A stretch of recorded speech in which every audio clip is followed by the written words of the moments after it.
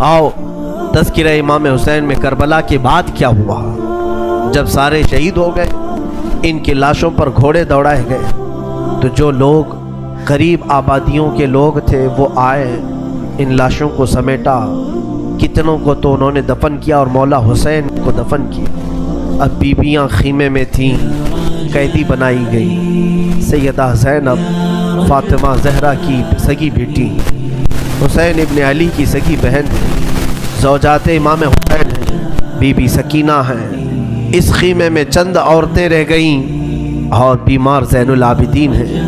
یزیدی لشکر کی طرف سے لوگ آئے اور کہا کہ اپنے ہاتھ آگے بڑھاؤ۔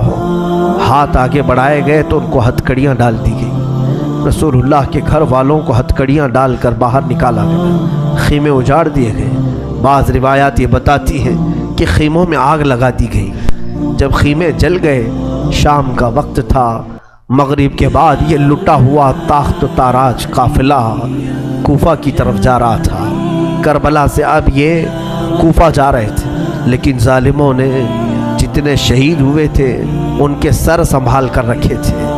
امام حسین ابن علی کا سر لے لیا، عباس علمبردار کا سر لے لیا، اور علی اکبر امام قاسم کے سر کاٹ کر لے لیے۔ سارے سروں کو انہوں نے، اس لیے کہ اس وقت ثبوت پیش کرنے کے لیے سر دکھانے پڑتے تھے کہ ہم نے ان کا قتل کیا ہے، اب سروں کو انہوں نے نیزوں میں ڈال دیا اور سروں کو لے کر نیزوں سے چلنے لگے۔ یہ سفر ان کا شروع ہوا، کوفہ کی طرف چلے۔ کیا ہے، ایک بڑی بات مجھے یاد آتی ہے۔ مولا حسین کی ایک کنیز تھی جس کا نام بی بی شیرین بتایا گیا ہے۔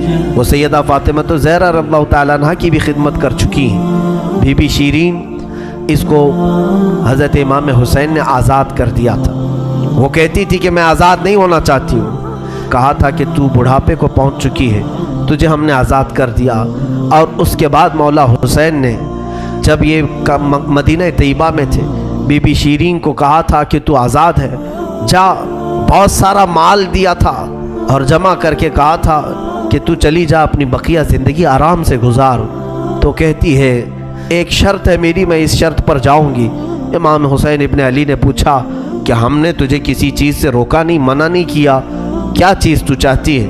بی بی شیرین نے کہا تھا کہ مولا حسین، بس چاہتی ہوں کہ میں گھر بنا لوں، گھر میں رہوں، ایک بار آپ اپنے قدم رکھ دینا، ہم غریبوں کے گھر پر ایک بار آپ تشریف لے آئیں، میری وہ معراج ہو جائے گی۔ امام حسین نے کہا بس اتنی سی بات، ہم تو غریبوں کے گھر روز جانا پسند کرتے ہیں، ہم روز جانا پسند کریں، جا ٹھیک ہے تیرے گھر ہم آئیں گے۔ اور بی بی شیرین نے کہا نہیں مولا، میری ایک درخواست یہ ہے کہ آپ اپنے خاندان کے ساتھ آئیں گے، اپنے شہزادوں شہزادیوں عورتوں کے ساتھ آئیں گے۔ مولا حسین نے ساری عورتوں سے کہا دیکھو بی بی شیرین کہتی ہے اس کے گھر دعوت ہے، ہم سب آئیں گے۔ اور اس کو بطور مسکراتے ہوئے آپ نے فرمایا بی بی شیرین، ایسا نہ ہو کہ ہم آئیں اور تو پہچان ہی نہ سکے، ایسا نہ ہو کہ تو پہچان ہی نہ سکے۔ قدموں میں گر گئی، کہا کہ میں آپ کے گھر کی کھائی ہوئی، میں آپ کی پروردہ، کبھی آپ کو نہ پہچانوں، ایسا کیسے ہو سکتا ہے؟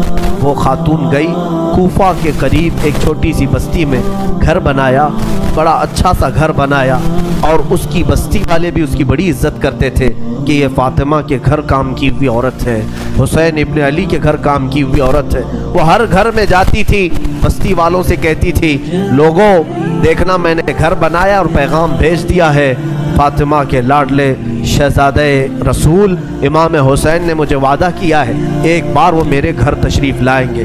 بستی والے کہتے تھے کیا تیری قسمت ہے کہ تیرے گھر مولا حسین آنے کی بات کر چکے ہیں، رسول اللہ کا شہزادہ تیرے گھر آئے گا۔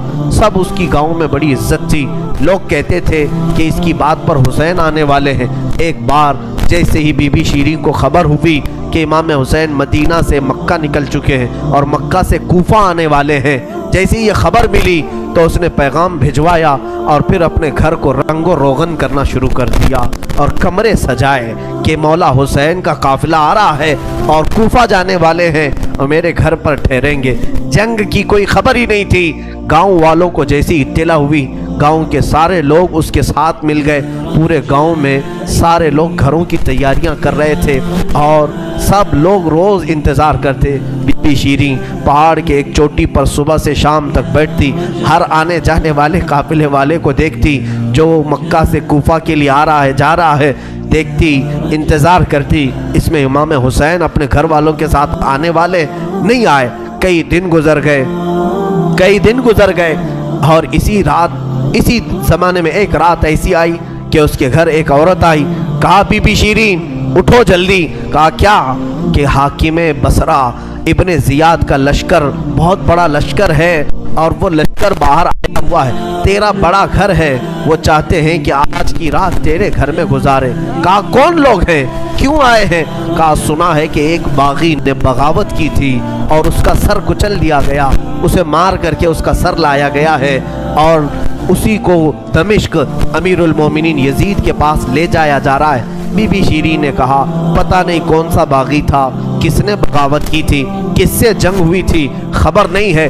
बहरहाल अगर हाकिम का काफिला घर के दरवाजे पर खड़ा है तो मैं दरवाज़ा खोल देती हूँ। दरवाज़ा उसने खोला, बहुत सारे रात का वक्त है, शहजादों के सर नेज़ों पर लटके हुए हैं। हुसैन इब्ने अली का चेहरा धूल में अटा हुआ था, जुल्फ़ें चेहरे पर आई हुई थी, बीबियाँ सब बांदी बना कर लाई गई थीं और सब जकड़ी हुई थीं, चेहरे उनके बालों से ढके हुए थे। इस खातून ने देखा और कहा हाय हाय अफसोस, कैदी आए हैं मेरे घर। मौला हुसैन कहते थे कैदियों के साथ अच्छा सलूक किया जाए, कैदियों के साथ अच्छा सलूक किया जाए। उसने अपने घर में अंदर दाखिल किया, जो हाकिम जो उसके सिपह सालार थे उन सबको अंदर बुलाया, रात गुजारने का मकाम दिया, जगह दिया और ये बीवियों को सहन के बाहर ही छोड़ दिया गया, इनको अंदर नहीं लाया गया।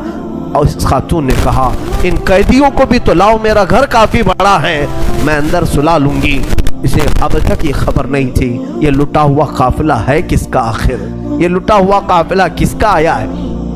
रात के वक्त उसने खाना बनाया, सारे फौजियों ने खाना खा लिया तो बीबी से कहा उन कैदियों को खाना मत देना, वो खाने के मुस्तहिक नहीं है। इसने चिल्ला करके कहा देखो हमारा दस्तूर ये है कि मैं फातिमा के घर काम कर चुकी हूँ, वहाँ फाके तो रखते थे लोग, घर में फाका तो होता था लेकिन बाहर आने वाले मेहमान को भूखा नहीं रखा जाता, वो चाहे कैदी हो बागी हो जिस तरह के हों, मुझसे जो बन सकेगा मैं खिलाऊंगी। उसने खाने बनाए और उसके बाद लेकर के आई और उसके बाद खाना जब सैयदा बीबी ज़ैनब के पास रखा तो बीबी ज़ैनब ने अपने दोनों हाथ दिखाए जो पीछे बंधे हुए थे। उस खातून ने बीबी शीरीं ने खोला और उनके बालों से चेहरा ढका हुआ था और उसने खाना परोसा कि खा लो बीबियों खा लो। तो बीबी ज़ैनब ने पुकार करके अपने भाई का नाम लिया, या हुसैन इब्ने अली। तो बीबी शीरीं चौंक उठी, ये नाम तू क्यों ले रही है, ये नाम तो मेरे आका का है जिसकी मैं बांधी थी, मैं खिदमत गुजार थी, ये नाम तू क्यों ले रही है। बीबी ज़ैनब कहती है बीबी शीरीं क्या हमने तुझे पहचान लिया, बाबा नहीं कहते थे, किसी दिन हम घर पर आए और तू पहचान ही ना सके। ये जो ऊंचे नेज़े पर सर दिख रहा है ये तेरे आका मौला हुसैन का सर है और ये अली अकबर का सर है, ये कासिम का सर है। बीबी ज़ैनब पुकारती गई, बीबी शीरीं ने देखा और पुकार करके कहा मौला कैसी मेहमान नवाजी का वक्त तुमने दिया, क्या इस तरह भी कोई मेहमान बनता है किसी के घर। और ये कहती हुई गश खाकर गिर पड़ी, उस पर पानी डाला जाता, वो उठती फिर गश खा जाती, बेहोश हो जाती।